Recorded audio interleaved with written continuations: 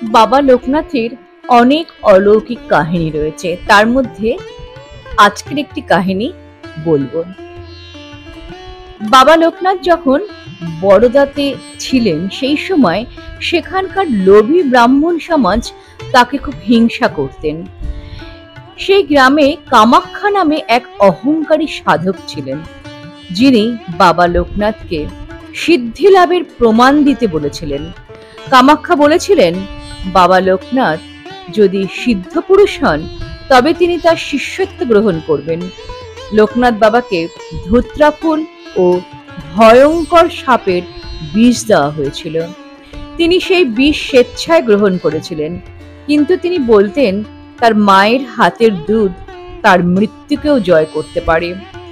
সেই জন্য তাকে চিতায় শয়নরত অবস্থায় রাখার আগে তার মার হাতে দুধ পান করানো হয়েছিল। আর সত্যি সকলকে অবাক করে দিয়ে তিনি চিতা থেকে সুস্থ হয়ে ফিরে আসেন। এরপর এই সমগ্র ব্রাহ্মণ সমাজ এবং কামাখ্যা তার শিষ্যত্ব গ্রহণ করেছিলেন। এইরকম আরো অনেক অলৌকিক কথা প্রচলিত রয়েছে। 19শে জ্যৈষ্ঠ বাবা লোকনাথের তিরোধান দিবস।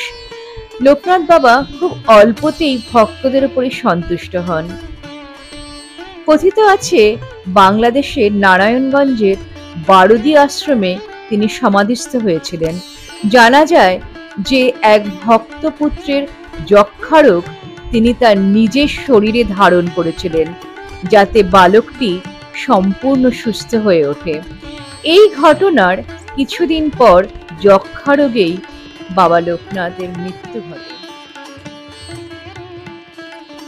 শোনা যায় বাবা লোকনাথের মৃত্যুকালে বয়স হয়েছিল 160 বছর। 19শে জ্যৈষ্ঠ মহাসমাধিতে থেকে বাবার তিরোধান হয়। তিনি মানুষকে সর্বদা সত্যের পথে চলতে নির্দেশ দিয়ে গেছেন। যে ব্যক্তি সৎ, ধার্মিক, নির্ভীক, ভক্তিপরায়ণ, এইরকম মানুষের সঙ্গে তিনি বন্ধুত্ব করার কথা বলেছিলেন। লোকনাথ বাবার পূজার উপকরণ শাপলা ফুল, নীল রঙের,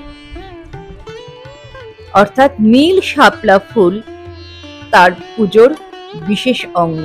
এছাড়া যে কোনো সাদা ফুল বাবাকে অর্পণ করা যায়। মিছরি ও কালো জাম তার প্রিয় ভোগ। এছাড়া অন্যান্য যে কোনো সাদা মিষ্টি বা পায়েস অর্থাৎ পরমান্ন নিবেদন করা যায়। এই দিন বাবা লোকনাথের পুজোর সাথে সাথে দেবাদিদেব মহাদেবেরও পুজো করার বিধান রয়েছে। জয় বাবা লোকনাথ।